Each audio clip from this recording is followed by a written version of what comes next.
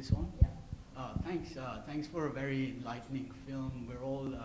We're all budding filmmakers here, so to get this timely at this time is very timely for us.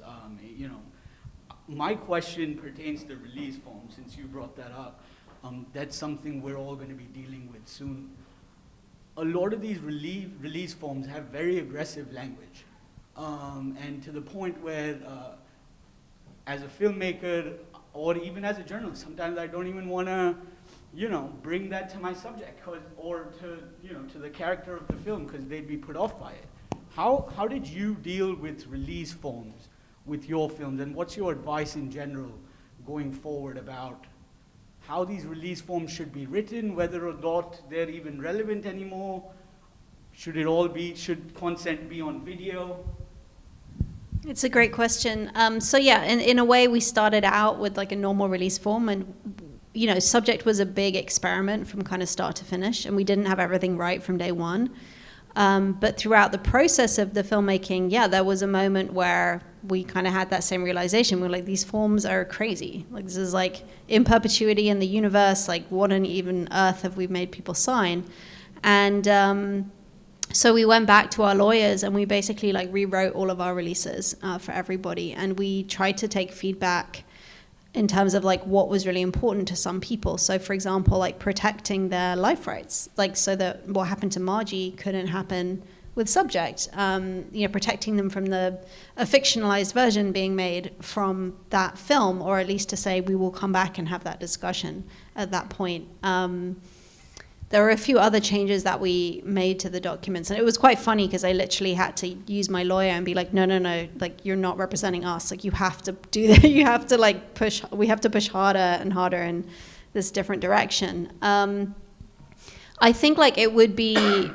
I think there's still work to do on it. Like a lot of people ask us like for our releases, and because at the moment we don't have US distribution, we also want to make sure that like those documents will be accepted by distributors. But I think if we can keep this conversation going, I mean, it's really the issues of documentary ethics and the conversations around the film are really kind of on fire right now, and people are taking notice. And I think, for example, even like Margie setting up a nonprofit, for example, for participants. And the idea is that they may be able to get legal advice on those documents themselves before they sign them. I think it's trying to find a document that you feel comfortable with that like distributors will also accept. And so we want to be part of that process to get there. I think it's possible, and I honestly see like in the next couple of months, if we can just agree and publish our releases and then everyone can use them, that would be like just a great solution. Like in the meantime, So yeah, we're on it. We're on it. I'm sorry. I wonder if you've gotten much pushback, and what kind of pushback you've gotten from either filmmakers or producers or buyers. Yeah, I mean, I think from buyers, it's clear that distributors are somehow frightened of this movie. Like we're getting really strong traction in the UK and Europe, but none of the US streamers have bought the film. So, we have a lot of different ideas about why that's the case, because we know it's not about audience, because we receive so many requests every single day. The UK is doing a huge theatrical release and all the cinemas are already full. So we know that there's demand for it. So that's like, it's almost like a silent pushback. It's like, actually, we've talked to a lot of distributors.